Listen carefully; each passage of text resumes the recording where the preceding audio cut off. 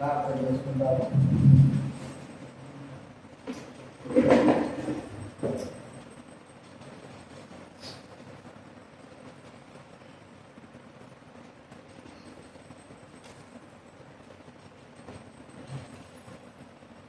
ప్రేమగల తండ్రి, పరిశుద్ధులైన మా దేవ, మీకు స్తుతిని చెల్లిస్తున్నాం తండ్రి. ఆరాధించిన అదే రీతిలో యోగ్యంగా బలం చేయబిడ్డపై కృప చూపించాను. సహాయం చేయవలసి మనం చేస్తూ యేసు నామమున ప్రార్థించి వేడుచున్నాం తండ్రి. దయచేసి బయట ఎవరైనా ఉంటే ఇద్దరు తప్ప ఎవరు రాకుండా లోపలికి వచ్చేయండి. కొరింథీ రాసిన మొదటి పత్రిక 10వ అధ్యాయం 16-17 వచనాలు చదువుకుందా. మొదటి కొరింథీ రాసిన పత్రిక 10వ అధ్యాయము 16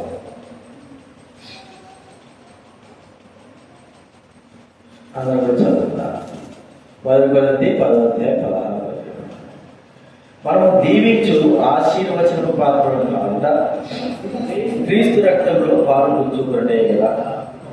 మనము విరుచు రొట్టె తిరుట క్రీస్తు శరీరంలో పాలు పుచ్చుకుంటే కదా. మనమందరం ఆ ఒకటే రొట్టెలో పాలు పుచ్చుకుంటున్నాము. రొట్టె ఉంటే కనుక అనేకమైన మనం ఒక శరీరమై కాబట్టి అలాగే కొరింథీ రాసిన 2వ కొరింథీ రాసిన పత్రిక 2వ అధ్యాయం 11వ వచనం. 2వ కొరింథీ 2వ అధ్యాయం 11వ వచనం.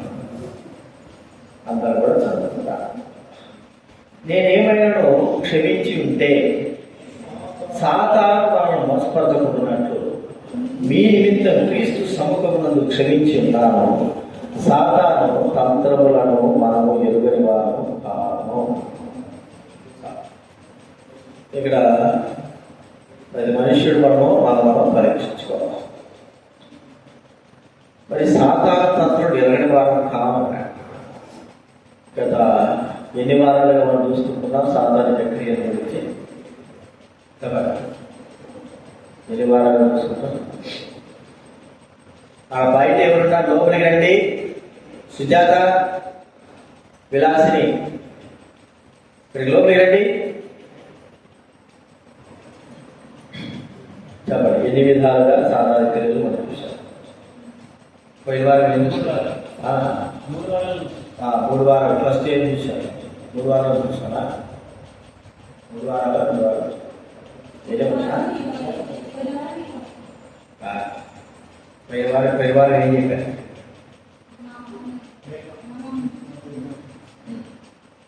సాధారణ క్రియలు మన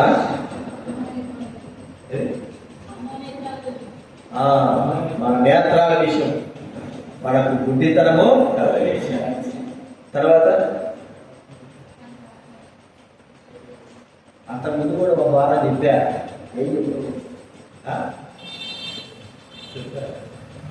ఏం చెప్పారు అంతకుముందు? 4వ వారం. అంతకుముందు వారం చెప్పారు.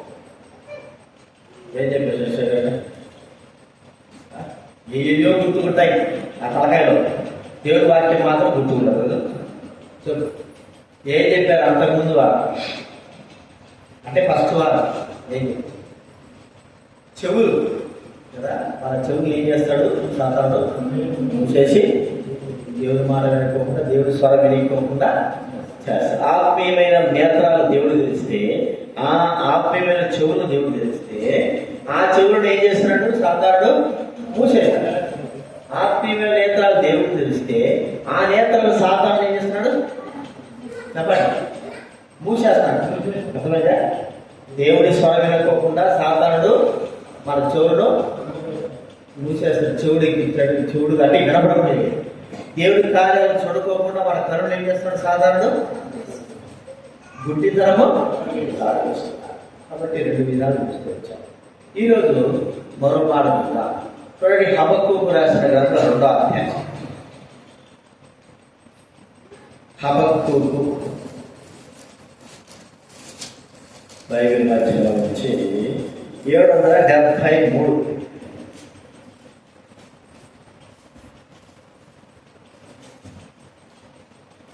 7:70. హబక్కుకు 2:20 చదవలేరట. అయితే యెహోవా తన పరిశుద్ధాలయములో ఉన్నాడు, ఆయన సన్నిధిని లోకమంతయు మౌనముగా యెహోవా తన సన్నిధిలో ఎట్టున్నాడట, ఉన్నాడు. లోకమంతా ఎలా ఉండాలి చెప్పాలి, మౌనముగా ఉండాలి. లోకమంతా మౌనం అంటే అర్థం ఏంటి? మన 109వ కీర్తనలో 30వ చెప్పండి చదవండి. ఆరాధన ఏం చేయాలి చెప్పండి. 109 కీర్తనలు 30 తీస్తే నా ముఖం ఇచ్చారు. నా నోటితో నేను యెహోవాకు కృతజ్ఞతలు చెల్లించదను, మెండుగా నా నోటితో. ఇప్పుడు సాధారణ మనకు కలగజేసినటువంటి కీడు ఏమిటి? మనలో ఏ అవయవాన్ని సాధారణ ఉపయోగించుకుంటున్నారు చెప్పండి. దీని మాట బట్టి ఏం బట్టి? నోరు.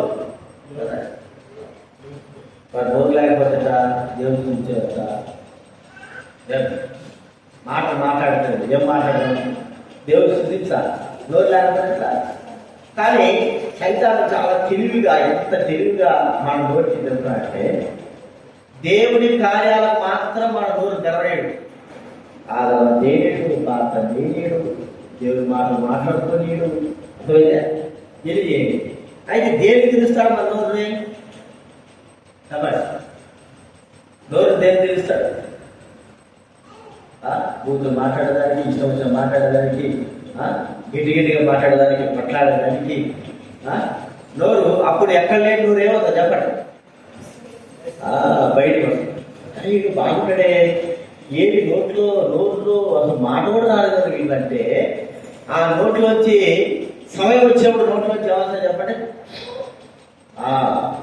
పాపం వస్తే నోట్లో నుంచి ఏమొస్తాయి? ఏమేమో వస్తాయి. అంటే సాధారణ ఎంత తెలివిగా ఇప్పుడు నోరు ముయ్యాలంటారా తెరవాలంటారా? మరి నోరు లేదు మాట్లాడాలి. నోరు ముయ్యాలంటారా తెరవాలంటారా?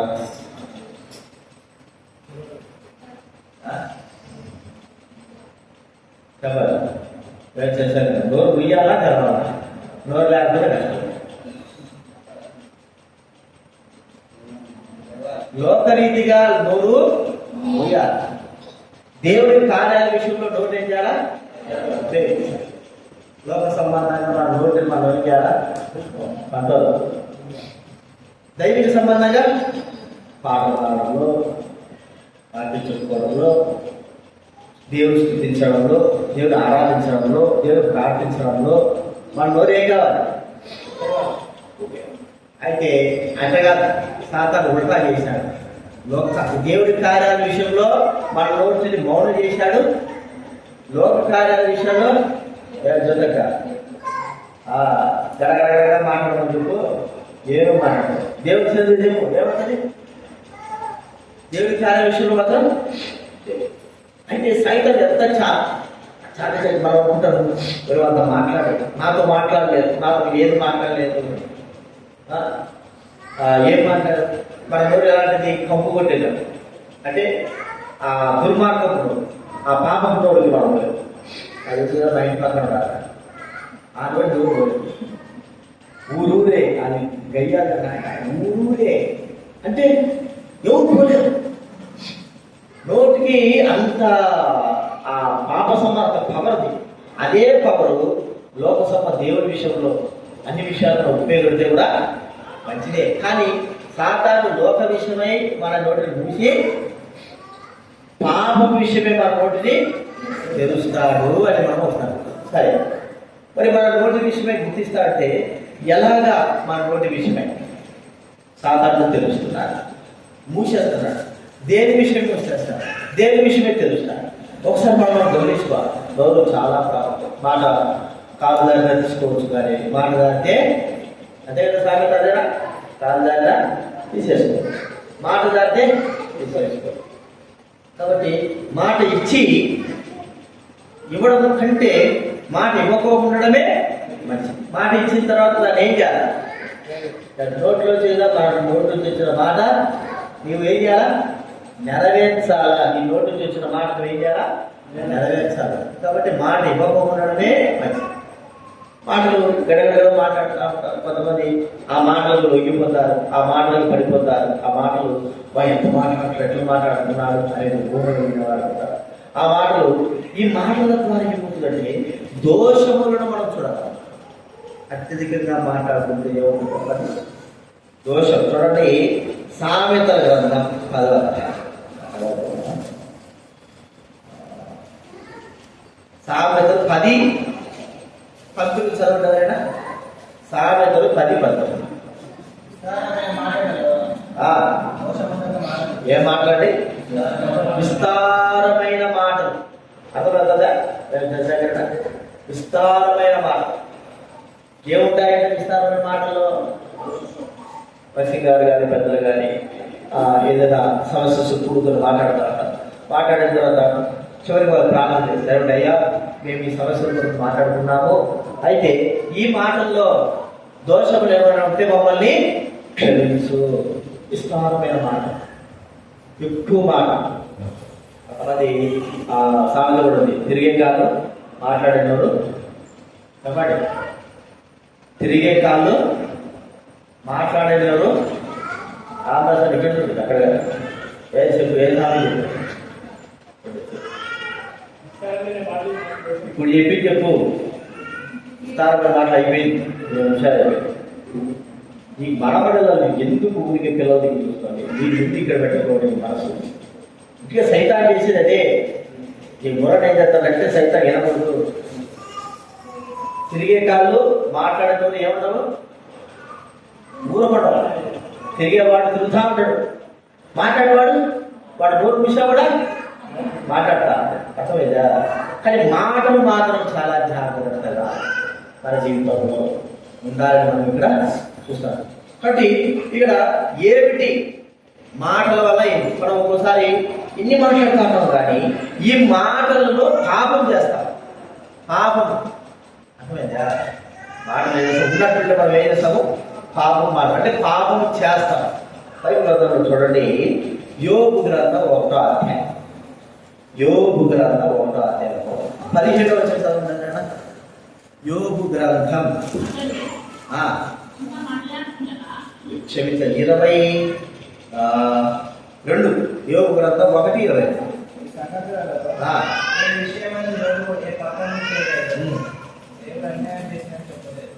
దేవుడు అన్యాయం చేసినని ఏ పాపం చేయలేదు. దేవుడు అన్యాయం చేసినని చెప్పనే చూడండి. అంటే నోటితో ఇంకోటి ఏమన్నాడు? 2వ అధ్యాయం 10వ వచనం చూడండి. అదే 2వ అధ్యాయం 10వ వచనంలో ఇంకా చక్కటి మాట, మనకు అవసరమైన మాట.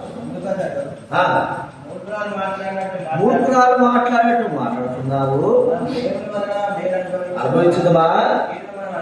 అనుభవించదగదా అని ఈ సంగతుల్లో ఏ విషయం అందులో యోబు నోటి మాటతోనైనను పాపము చేయలేదు. అంటే నోటి మాటలు మనకు చాలా డేంజర్. దేవుడు అర్థమైతే నోటి మాటలు మనకెంత మనం కంట్రోల్ ఉంచుకుంటే ఆ దోషములను మనం చేయం. అంటే మన నోటిని కాకుంటే బుద్ధిమంతుడు ఓరపడ్డాడు. ఒక మాట చూడండి, చాలా చక్కటి మాట. అది సామెత గ్రంథంలో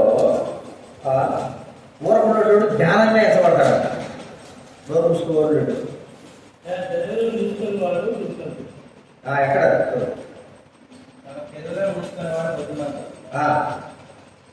ఎక్కడ అది తన పెదలు చూసుకునేవాడు బుద్ధిమంతుడు. అది కూడా కాదు, ఇంకొక మాట 17:27 సామెతలు 17:27. మితముగా మాట్లాడువాడు ఏమంటే తెలివి గలవాడు, శాంత గుణం గలవాడు, వివేక గలవాడు. మితముగా అంటే కొద్దిగా మాట్లాడేవాడు దేనికి గుర్తుగా ఉంటాడు చెప్పండి?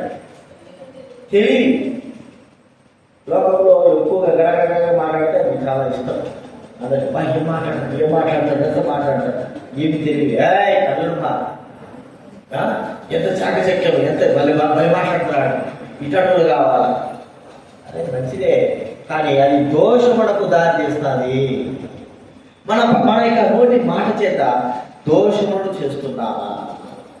మన నోటి మాట చేత మరి అపవిత్రమైనటువంటి మాటలు చేసి దేవుడికి మరి మనము పాపం చేస్తున్నామా? మన నోటి ఏం చేస్తున్నాడంటే సాధారణ పాపానికి ఉపయోగించేవారుగా. ఒకప్పుడు మన నోరు దేనికి ఉపయోగపడిందంటే పాపానికే ఉపయోగపడింది. అయితే ఇప్పుడు ఈ నోరు దేవుని స్తుతించడానికి, ప్రార్థించడానికి, దేవుని యొక్క శుభవచనాలు చెప్పడానికి ఉపయోగపడింది. కానీ ఈ నోరు పాపానికి ఉపయోగపడితే, పాపపు క్రియలకు ఉపయోగపడితే, పాప సంబంధాలకు ఉపయోగపడితే ఆ నోటిని సాతాను ఉపయోగించుకుంటున్నారు. అర్థమైంది ఇప్పుడు ఆ నోటి ఏం చేస్తారు? సాతాను ఉపయోగించుకుంటారు. కాబట్టి మొట్టమొదటి చూస్తే మన నోరు మనది కాదు, మన చేతులు మనకి కావు, మన కళ్ళు మనకి కావు, మన చెవులు మనకి కావు, మనకు దేవుడు ఇచ్చినవి. ఇవి దేవుడి క్రియల కొరకే. ఒకప్పుడు ఈ నోటి ద్వారా నీతి క్రియలు కాకుండా పాప క్రియలు చేశాం. అయితే ఇప్పుడు అదే నోటి ద్వారా దేవుని యొక్క క్రియలు మనం ఏం చేయాలా? ప్రచురపరచాలా, అంటే పాపము చేయకుండా ఉండాలా. కాబట్టి గుర్తించుకుందాం. చూడడం మాటది రోమరాసిన పత్రిక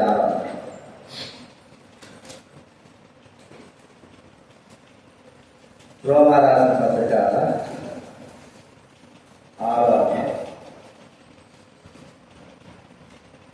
13వ చదవడం. రోమ 6:13.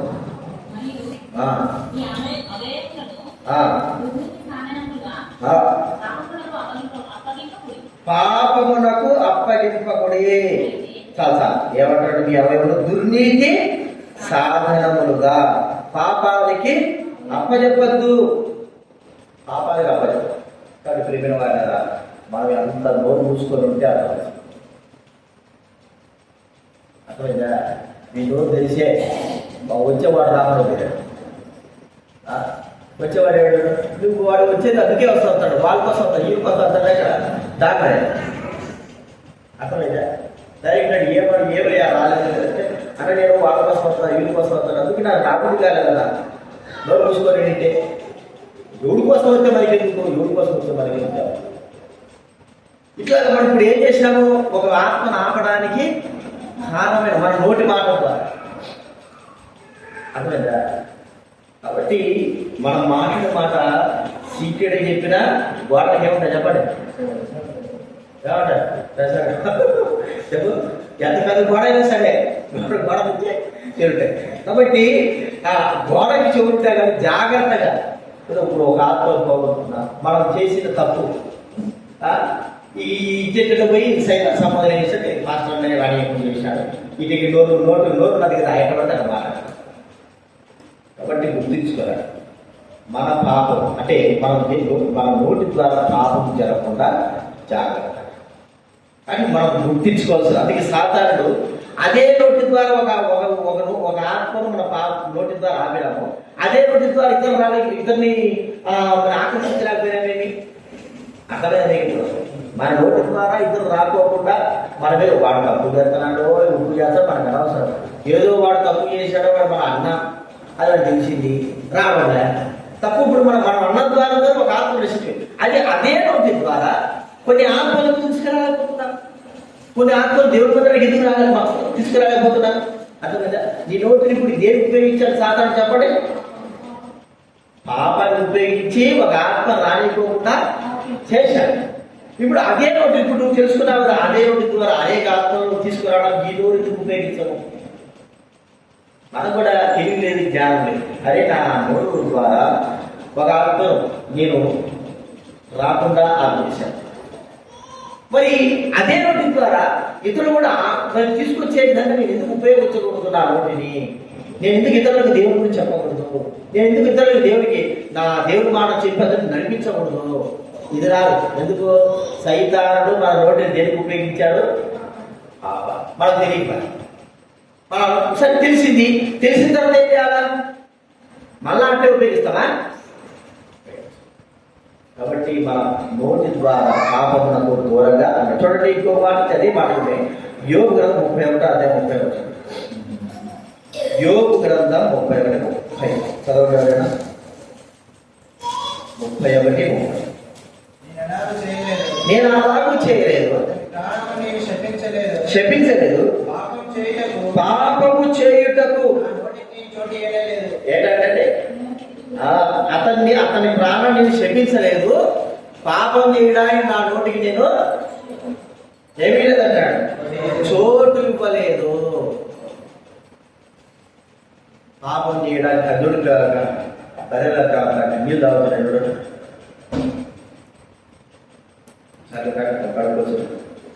పాపం చేయడానికి నా నోటికి నేను చోటు ఇవ్వలేదు. కాబట్టి ప్రియమైన వారిని గుర్తిద్దాం.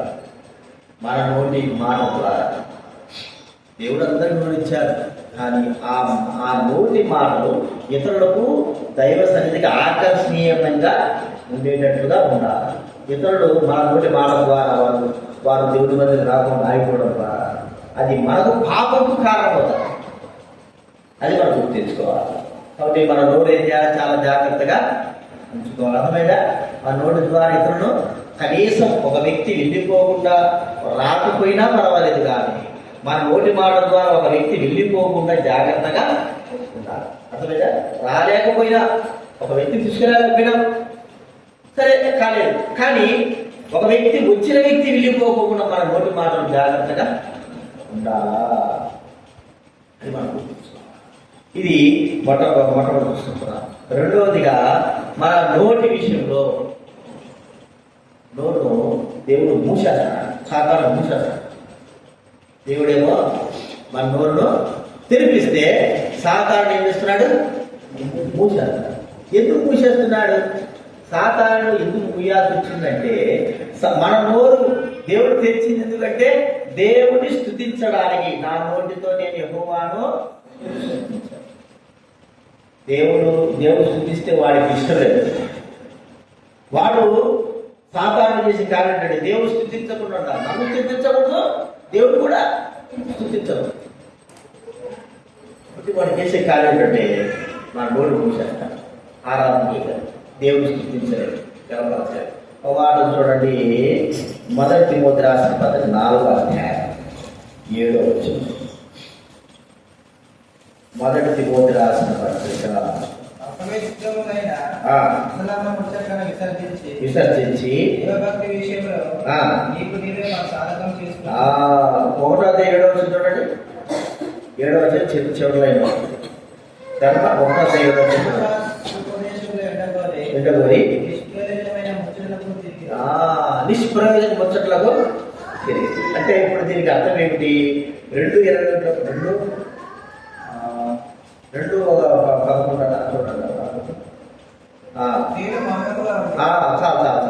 స్త్రీలు మౌనముగా. ఇక్కడ ఏమంటున్నాడు? అపవిత్రమైన ముసలమ్మ ముచ్చట్లకు విసర్జించి. రెండవదిగా ముసలమ్మ ముచ్చట్లు, దేవుడు దిగరా అని ముసలమ్మ ముచ్చట్లు చేస్తాం ఏంటి? 40 ఆడవాళ్ళు వచ్చిందారంటున్నారు.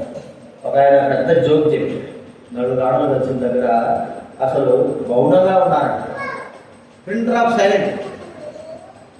అది పెద్ద జోక్. ఏంటంటే ఇద్దరు కలుసుకుంటేనే మాటలు, నలుగురు ఆడవాళ్ళు కలిస్తే మాటలు ఏమి ఉంటాయా?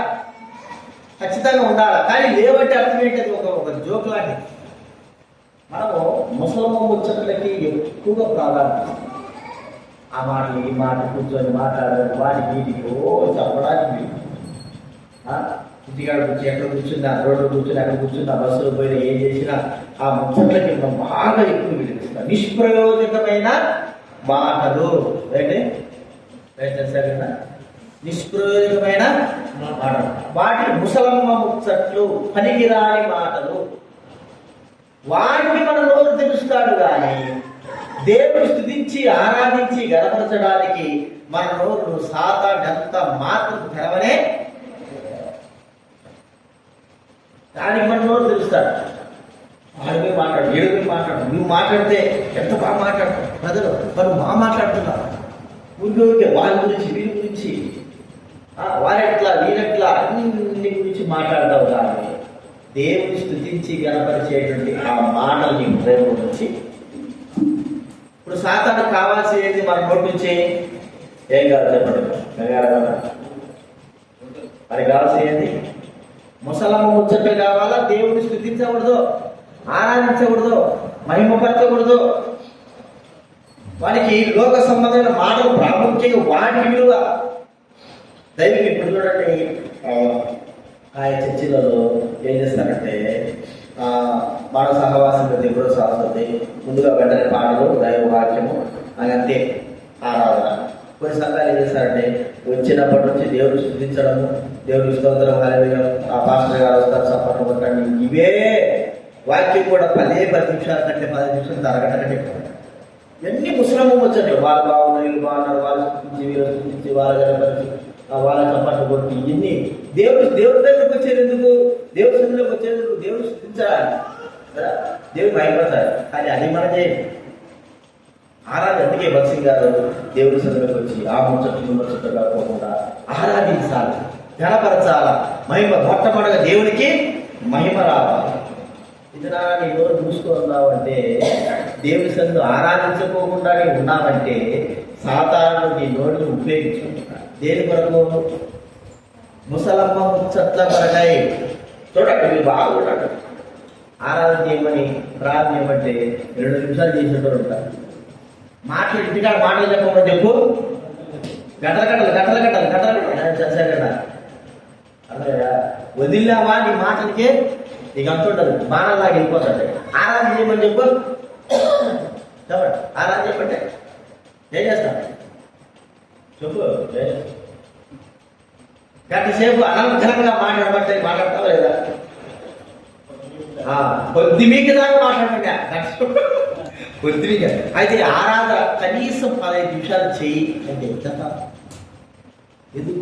నీవు నీ నోటిని సాధారణ ఏం చేస్తున్నాడు? మన కొరకై ఉపయోగించుకుంటున్నాడు. దేవుడు స్థుతించకూడదు, దేవుడు కనపరచకూడదు, దేవుడు మహిమపరచకూడదు, ఎంతసేపైనా మాట్లాడు నీ ఇష్టం. కానీ నువ్వు దేవుడు మాత్రము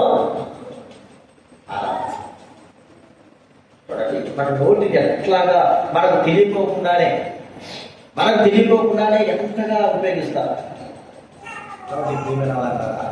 మనం ఒకసారి గుర్తించుకున్నాం. రెండోదిగా దేవుడు స్థుతించడానికే కానీ ముసలమ్మ ముచ్చట్లకు వాటికి వీటికి నిష్ప్రయోజకమైనటువంటి మాటలకి మనం ఎక్కువగా వినిపిస్తే అంత కూడా వ్యర్థమే. దాన్ని ఉపయోగించి మన నోటిని ఉపయోగిస్తాం. దేవుని స్థుతించడానికి కాదు, దేవుని కనపరచడానికి కాదు. అది మనం గుర్తించాలి. మన నోటిని ఎవరికి ఉపయోగించినా ఇప్పుడు స్థుతించడానికి, కనపరచడానికి, ఆరాధనకి ఎందుకు దేవుడు మరి భక్సింగ్ గారు దేవుడి చేత మరి ఎందుకు ఆయన నియమింపబడ్డాడు అంటే చెప్పాడు అంటే, దేవుడు స్థుతించడం చాలా ప్రాముఖ్యం. దేవుని స్థుతించడం చాలా ప్రాముఖ్యం. కాబట్టి గుర్తించుకుంటా దేవుని స్థుతించాలి. ఇది మనం గుర్తి. రెండవదిగా మనం మూడవది మనం చూస్తా ఉంటే మలాకి రాసిన 4వ అధ్యాయం.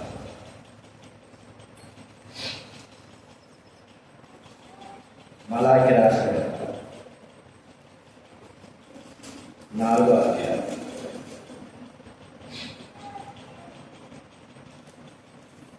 క్షమించాలి, 3వ అధ్యాయం 16.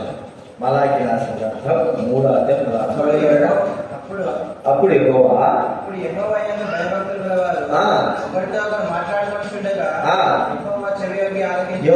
చెవియొగ్గి ఆలకించారు. యెహోవా యందు భయభక్తులు గలవారు ఒకరితో ఒకరు మాట్లాడుకుంటా అంటే ఏం చేస్తారు అంటాడు ఆయన? చెవి మనం ఒకరొకరు మాట్లాడుకునే ఏం మాట్లాడతాం? ఇద్దరు కూర్చొని దేని గురించి మాట్లాడతాం? జోదక్క ఇద్దరు కూర్చొని ఏం దేని గురించి మాట్లాడతారు? వాడంట, వీడింట, అదంట, ఇదంట. అయితే ఎప్పుడైనా సరే దేవుడు వాక్యం గురించి ఇద్దరు కూర్చున్నప్పుడు మాట్లాడుకున్నామా? దేవుడు మీ నోట్లోంచి ఇదో దైవసేవుడు లేదా పలానా దేవుడు వచ్చాడు, ఈ మాట చెప్పారు, దీనికి ఇట్లా ఇట్లా ఇంత ఉంది, ఇదో ఇట్లా మాట్లాడాడు దేవుడు, ఎప్పుడైనా మాట్లాడుకున్నావా?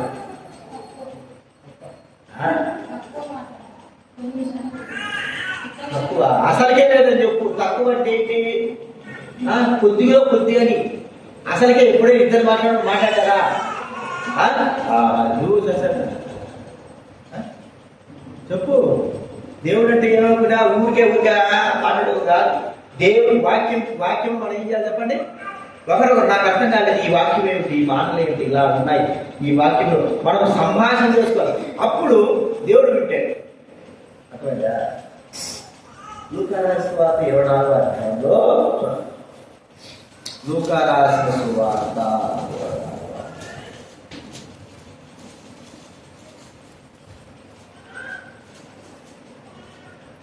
15 వచ్చిన తర్వాత 15 వచ్చింది.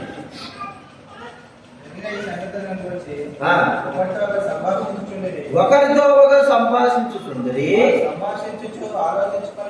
ఆలోచించుకొంచుండగా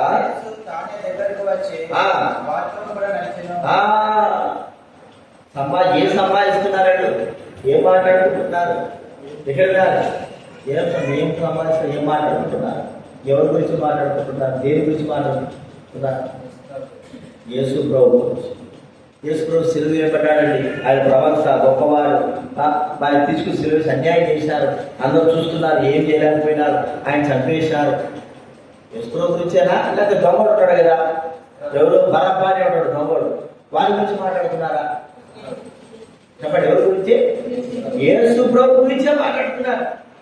ఆయన ప్రవక్త అనుకున్నాము, ఆయన గొప్పవాడు అనుకున్నాము, ఆయన చంపేసినారు, ఆయన ఇలా చేసిన అలా చేసిన ఎంతో నష్టం చేసినారు అని మాట్లాడుతున్నారు. అంటే ఇద్దరు సంభాషణ చేస్తా ఉంటే ఎవరుంటున్నారు?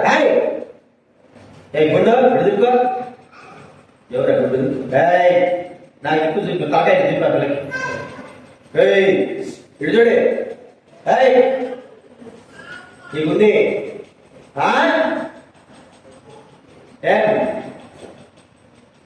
సంభాషణ చేస్తాంటే ఎట్లా సంభాషణ చేస్తున్నారు?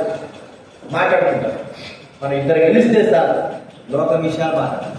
లోకస్తులు కలిస్తే లోక విషయాలే మాట్లాడతారు. మీరు చూడండి, వారు మరి దేవతలు వచ్చినప్పుడు కూడా వాటి గురించి మాట్లాడతారు. ఆ రాజకీయాడు, ఈ రాజకీయాడు, వాడట ఈడిట ఇక్కడ చెప్పించి కానీ దైవుడికి ఏముండాలి? దేవుడి గురించి మాటలు మనం ఏం చేయాలా? చెప్పాలి, ధ్యానించుకోవాలి, చేసుకోవాలి, ఇతరుల గురించి చెప్పాలి. మనము ధ్యానించుకుంటారా, ఒకరికొకరు సంభాషణ చేసుకుంటా ఉండాలా, తెలుసుకోవాలా, మాట్లాడుకోవాలా. కేవలము దేవుడి వాక్యములు, దేవుడి మాటల గురించి మనం సంభాషణ అయిపోతాయి. అర్థమైందా? ఏమొస్తాయి మనకు? అవి ఇవి ఎట్లా ఇట్లా, ఈ మాటలు ఆ మాటలు ఈ మాటలు నిజమే. కానీ దేవుడి మాటలు ఏమిటి? దేవుడు మన మాటలు ఆలకిస్తాడు. మా ఆలకించాలంటే మనము ఆయన ఇద్దరు భయభక్తులుగా వారు మాట్లాడుకుంటా ఉంటే ఏం చేస్తాడ? చెవికి ఇద్దరు భయభక్తి ఇక్కడ ఉన్నారు, వారు మాట్లాడుతా ఉన్నారు. యేసు దగ్గర కూర్చొని ఆలకించాడు. ఏది మాట్లాడుతున్నారు మీరు ఇద్దరు అంటే? ఏదలే తప్పుడు మాటలు మాట్లాడంటే, పాప మాటలు మాట్లాడంటే అవి చెప్పరు. కానీ వాళ్ళు మాట్లాడేది ఎవరి గురించి? యేసుక్రీస్తు గురించే. కాబట్టి వాళ్ళు చెప్తున్నారు, ఇక్కడ ప్రవక్త ఆయన చనిపోయినాడు, మేము అనుకున్నాం అది అనుకుంటే ఆయన వాళ్ళతో మనం ఒకరికొకరు మాట్లాడుకుంటూ దేవుడి గురించి ధ్యానిస్తూ దేవుడి గురించి సంభాషణ చేస్తా ఉంటే దేవుడు మనతో మాట్లాడతాడు. అర్థమైందండి? ఇప్పుడు మనము ఒకరి గురించిగా దేవుడి గురించి ఒకరికొకరు మాట్లాడుకుంటే ఇతరుల గురించి మనం ఎప్పుడైతే సంభాషణ చేసుకుని ముందుకు మాట్లాడుతున్నామో దేవుడు మనతో మాట్లాడడం, మనతో సంభాషణ అయినా అది మనం గుర్తించుకోదగ్గ విషయం. కాబట్టి మన నోరు సాతాను ఏం చేస్తుంటే దేవుని క్రియలు వివరించుకోకుండా, దేవుని కార్యాలను చూడుకోకుండా, దేవుని గొప్ప కార్యాలను ఆలోచించుకోకుండా, వాడి గురించి మనం మాట్లాడుకోకుండా చేయడమే వాడి యొక్క కర్తవ్యం. అర్థమైందా? కాబట్టి మనకు ఎక్కడైనా సరే ఆటలు వెళ్తున్నావా, దేవుడి గురించి మాట్లాడుకోవాలా, ఇంటికాడ కూర్చున్నావా, దేవుడి గురించి మాట్లాడుకోవాలా, దేవుడి వాక్యం గురించి మాట్లాడుకోవాలా, నడుస్తుంటున్నావా, దేవుడి వాక్యం గురించి మాట్లాడుకోవాలి కదా.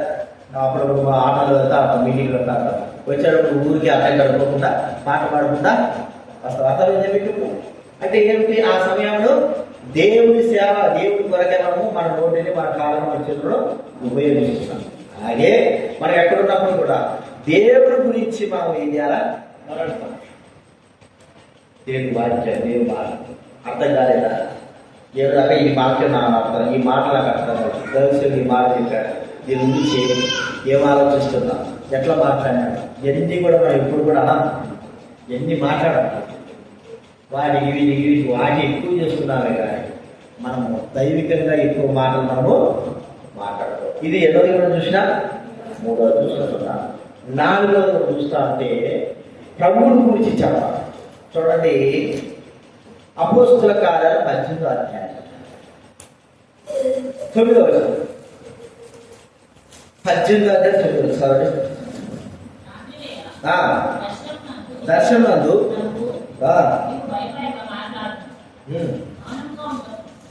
ప్రభువు నీవు భయపడక మాట్లాడము,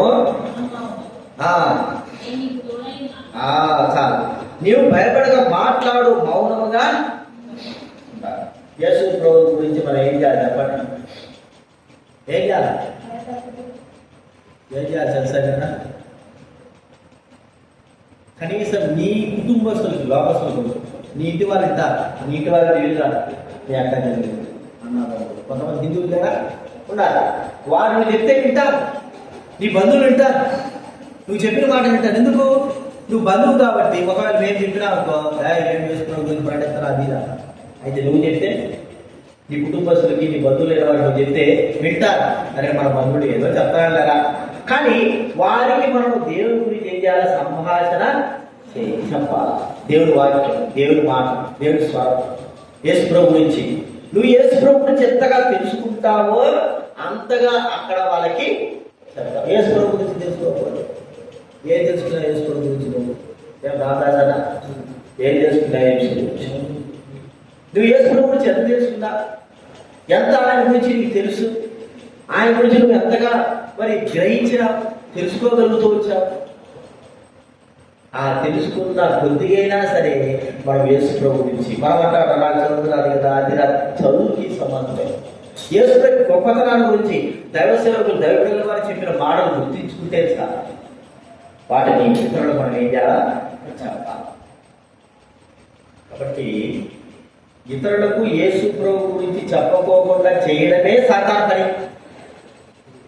ఏం పని? ఏం పని? ఏం పని? యేసు ప్రభు గురించి చెప్పకోకుండామే సాతాను పని. ఏదైనా పెట్టాడు సాతాను లోకస్లో కదా. ఇప్పుడు వచ్చిందంత తండానే యేసు ప్రభు గురించి చెప్తాను, ఇవేదైనా చెప్పు, కానీ యేసు ప్రభు గురించి చెబితేనే వస్తుంది కదా. అంటాడు భయపడాలి, మాట్లాడాలి, వాళ్ళు ఏం చేయలేరు, చెప్పాల్సి చెప్పాలి. దేవుడి మాట గురించి మనము, దేవుడి ప్రేమ, దేవుడి సత్యము, దేవుడి యొక్క ఆదరణ, దేవుడు ఎంత గొప్పవాడు, ఆయన మన గురించి ఏం చేశాడు, ఎలా చేశాడు, ఆయన మనం ఏం చేయాలా? చెప్పాలి. చెప్పకుండా వాళ్ళకి ఎక్కడ తెలుస్తుంది? కాబట్టి మనకు సమయం దొరికినప్పుడు, మనము మన బంధువులతో మాట్లాడుతున్నప్పుడు చిన్న చిన్నగా ఎట్లా ప్రారంభించాలా దేవుడి గురించి, ఎట్లా ఏ కార్యం చేస్తే దేవుడు అంటే మనకు నమ్ముకొని చెప్పాల్సిన అవసరం లేదు. దేవుడు ఆ రోజు నేను ఇంటికి వచ్చాను, నాకు దేవుడు ఎంత గొప్ప కార్యం చేశాడు, చేసుకుని నమ్మినందుకు అని మొదలుపెట్టాలి. నేను ఇట్లా చేసుకుని నమ్మినాను, అసలు నాకు ఎంత ప్రమాదం వచ్చి తప్పించాడు ఆ దేవుడు. అప్పుడు వాడు మొదలుగలుగుతుంది, ఈ దేవుడు ఈ వ్యక్తికి సాయం చేయాలి, నాకు చేయడానికి అని ఆ హృదయంలో ఏదో ఒక విధానంలో యేసు ప్రభు యొక్క గురించి మాటలు వాళ్ళ హృదయాలు మనం ఏం చేయాలా? పడేటట్టు చేయాలి. అర్థమైందా? వేరే కథల ద్వారా, మాటల ద్వారా ఏదైతే సరే. అందుకే యేసుక్రీస్తు వారు దేవుడు వాక్యాన్ని బోధిస్తూ వచ్చారు, ఉపమానాలు చెప్తూ వచ్చారు. ఆ మాటలు, ఆ వాక్యము వినడం ఏది చెప్పాలైనా బాగా గుర్తుపెట్టి మళ్ళానే ఏది పరిమాణ మాటలు చెప్పకుండా యేసు ప్రభు వారు చెప్పింది 3వ సంవత్సరము ఏం చెప్పారు తెలుసా కదా? దేవుడి వాక్యం, అసలుగా దేవుడి వాక్యము, ఇంకా దేవుడి మాటలు, దేవుడి గురించి ఉపమాన సంబంధమైన మాటలే. ఇక వేరే ఏదేదో కాకపక్కలు ఏంటి చెప్పాల, వాటికి ఆకర్షితులైనారు కదా. దేవుడి గురించి చెప్పాలి, మనం గుర్తించుకోవాలి. వింటారు వినకపోవాలి, వినడం, వింటారు, వినాలా, విని తీరాలి, ఏది వద్దు. వారు విన్నా వినకపోయినా మనం ఏం చేయాలా చెప్పండి? దేవుడి గురించి వాళ్ళకి చెప్పాలా, మౌనంగా మా సాతానిక టార్గెట్ ఏమిటి? ఏం చేశారు? సాతాన్ టార్గెట్ ఏంటి చెప్పండి? నీకు అర్థమైంది? సాధారణ టార్గెట్ ఏంటి? దేవుడి గురించి నువ్వు చెప్పకూడదు. తెలుసా నువ్వు నోరు మూసుకో, తప్పు ఏం మాట్లాడు, విలాసి చెప్పద్దు, మూసుకో, వేసుకో, చెప్పాలి. చెప్తే బాగుండదు, ఏమైనా అనుకుంటారు, బాధపడతాను. ఏమైనా అనుకోని ఏమైనా చెప్పవలసిన దేవుడి మాటలే, దేవుడి వాక్యమే, దేవుడి ప్రేమ గురించే చెబితే సార్ వీటి సాధారణకు యేసు ప్రభు గురించి చెప్పకపోతే అంత అయినా సరే ప్రేమిస్తాడని కదా. యేసు ప్రభు గురించి చెప్పినావా వారికి పాపం చేస్తాడు, ప్రజలు రేపుతాడు, వాళ్ళని రేపిస్తుడు. వాడు చూడి యేసు గురించి చెప్తాడు, పడి యేసు గురించి చెప్పకూడదు, అంతే కదా. పుస్తకాలు 2, 3, 4 అధ్యాయాలు ఏమున్నది? మీరు యేసు ప్రభు గురించి మాట్లాడకూడదు, ఆ నామం గురించి మీరు ఏం చేయకూడదు, చెప్పలేకూడదు. వాళ్ళు అన్నారు మేము చెప్పకుండా ఉండలేమే ఉండలేమన్నారు.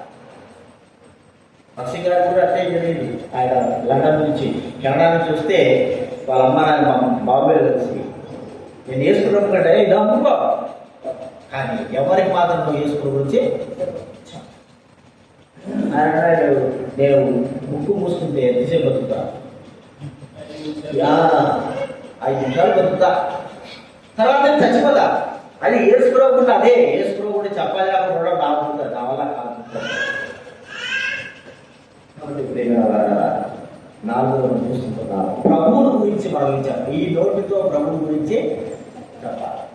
ఏం చెప్పాలి? ఆయన గొప్పతనం.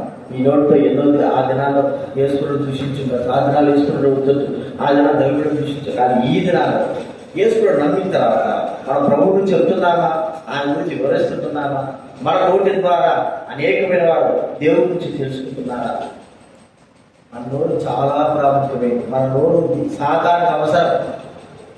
మన నోరు ఇంకా ఎవరికి అవసరము? సాధారణ కాదు, ఇంకెవరికి అవసరం? ఎవరికి అవసరం? సాధారణకు అవసరము మన నోరు, ఇంకెవరికి అవసరం? దేవుడికి అవసరం. అయితే ఎవరికి ఇస్తున్నావు? ఈ రెండింటిలో ఎవరికి ఎక్కువగా నీ నోటిని ఉపయోగిస్తున్నా? సాధారణ ఉపయోగిస్తున్నావా? దేవుడికి ఉపయోగిస్తున్నావా? నీతికి ఉపయోగిస్తున్నావా? అవినీతికి ఉపయోగిస్తున్నావా? దేవుడు స్థుతించడానికి ఉపయోగిస్తున్నావా? బూతులు మాట్లాడడానికి ఉపయోగిస్తున్నావా? అర్థమైంది? కాబట్టి సాధారణ మన నోటి ఏం చేస్తున్నాడు? తన కంట్రోల్ చేసుకోవాలి. నేను చెప్పేటే మాట్లాడాలి. అర్థమైందా? నేను చెప్పేటే లోకంలో తల్లిదండ్రులు పిల్లలు నేను చెప్పేట్టు రాలా, నేను చెప్పేట్టు మాట్లాడాలా, నేను చెప్పేట్టే చేయాలా. వాడు అట్టగే చేస్తాడు. అంటే వాడి నోటి బోరగా. అయితే దేవుడికి మనం ఎట్లా ఉంటాడు? మోషేతో అన్నాడు దేవుడు, నువ్వు నా నోటిగా ఉన్నావు. అర్థమైందా? నేనేం చెప్తావో నువ్వు అది చెప్తావు, నా నోటిగా ఉంటావు. అది ప్రాముఖ్యం. అంటే 400 విషయాలు. మొట్టమొదటిగా సాధారణుడు మన నోటిని దేనికి ఉపయోగించాలనుకుంటున్నాడు? పాపం చేయడానికి ఉపయోగించాలనుకుంటున్నాడు. మన నోటి ద్వారా ఇదివరకు కూడా పాపం చేయించాము. అయితే మన నోటి ద్వారా పాపం, ఏ పాపము? దేవుడు దూషించేటట్టుగా, దేవుడికి మన నోటి ద్వారా ఆయన ఆత్మలు వెళ్ళిపోయేటట్టుగా దూషణకరమైన మాట కదా. ఆ పాపము చేయడానికి మన నోటిని ఉపయోగించాలనుకుంటున్నాడు. కానీ మనం దాని సమయము అవకాశము వాడికి అవకాశము ఇవ్వకుండా జాగ్రత్తగా ఉండాలి. ఇది మనం రెండోగా చూస్తున్నా చెప్పండి. ముసలమ్మ వచ్చాడు, మా ముసలమ్మ వచ్చాడు మాట్లాడతాడు. అది ఇది స్తుతించాలి, దేవుడు కనపరచాలి. దేవుడు కనపరచడానికి మనం నోరు ఉపయోగించాలి. ముసలమ్మ వచ్చాడు గంటంతా కూడా మాట్లాడడానికి ఉపయోగిస్తాం. కానీ దేవుని స్థుతించడానికి, దేవుడిని ప్రార్థించడానికి మన నోటిని మనము ఉపయోగించాము. సాధారణ కావాల్సింది ఏంటి? ఏది కావాలి చెప్పాలా? రాదా సార్? ఏది కావాలి? పెట్టుకో, ఎంతసేపు మాట్లాడు, నీ ఇష్టం. నీకు టైం సెన్స్ లేదు, అంతసేపు అయినా మాట్లాడు. నేను అడిగేటువంటి అతనుగా అదనమాట. కానీ దేవుడిని స్థుతిస్తావంటే వాడు కోపాసం, దేవుడిని ప్రార్థన చేస్తామంటే కోపాసం. మనం మాట్లాడాలని వదిలిపెట్టాడు. అయితే మనము గుర్తించాల్సిన దేవుడు స్థుతించాలి, దేవుడు ప్రార్థించాలి, దేవుడు మహింపరచాలి, దేవుడు ఆరాధించాలి. ఇది మనం జరిగించాల్సింది. ఇది రెండోది మనం చూస్తున్నాం. మూడోది చూసిన చెప్పండి. ఏం చూసాం మూడోది?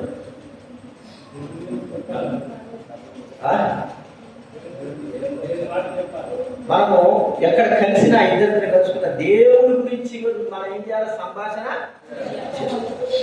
ఎక్కడ ఇద్దరు ముగ్గురున్నా నలుగురున్నా ఈరోజు ఏం వాక్యం, ఈరోజు ఏం చెప్పాడు? దేవుడు మాట, దేవుడి గురించిన సంభాషణ మన జీవితాల్లో ఉండాలి.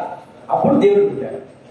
మనం కలుసుకుంటే సార్ లోకస్తులు చూడండి, ఆ బయట సిటీలో చూస్తానే రిటైర్డ్ అయిన వాళ్ళు ఉంటారు. వాళ్ళు ఏం చేస్తారు?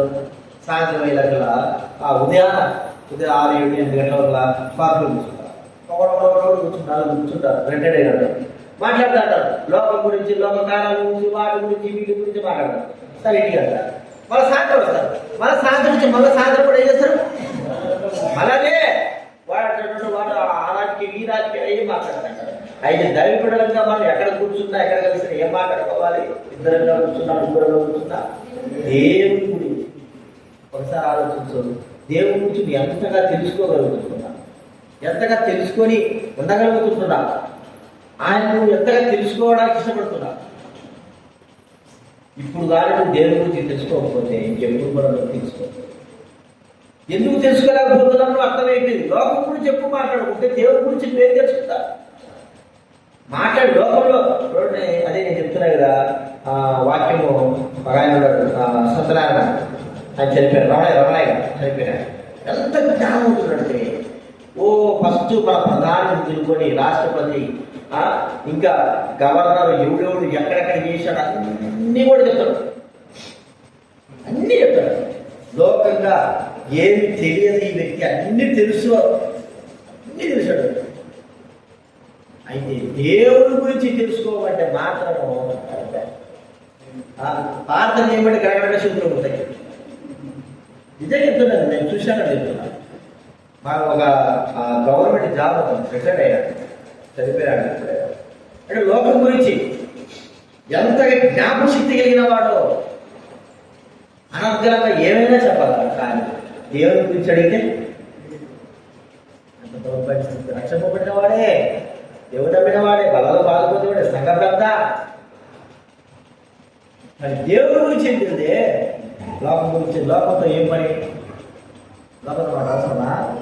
అవసరం ఉంటుంది. ఎంతవరకు అంతవరకే, అంతకు మించి మనం ఎప్పుడు దాన్ని. ఇది మూడో దృష్టి. నాలుగోదిగా ప్రభువు గురించే, యేసు గురించే మాట్లాడాలి.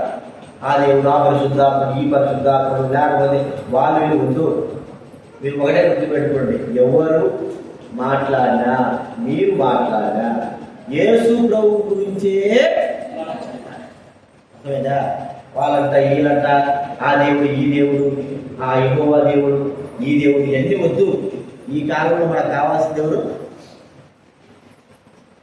ఆత్మే, యేసు ప్రభువే, యేసు ప్రభు జీవితమే, యేసు ప్రభు మాటలే, యేసు ప్రభు నడకే, యేసు ప్రభు ప్రవర్తనే.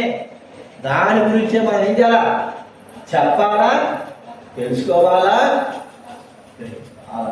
అర్థమైందా? ఇవి కాకోకుండా సాతానుడు దేవుడు కాకోకుండా వేరే విధంగా వెళ్తే మనలో నష్టం. ఇదివరకే ఉండొచ్చు మనకు, అయితే మనం తగ్గించుకున్నాం. నోటి మాట విస్తారమైన మాట. మన నోరు ఎవరికి ఉపయోగపడాలి? ముసలము ముట్టలు కదా, లోకానికి కాదు, పాప సంబంధానికి కాదు, దేవుడికే విషయాలు జ్ఞాపకం పెట్టుకుందాం. ఒకలా ఉన్నామా లేమా గుర్తించుకొని ప్రార్థన చేసుకుందాం. ప్రార్థన చేసుకుందా.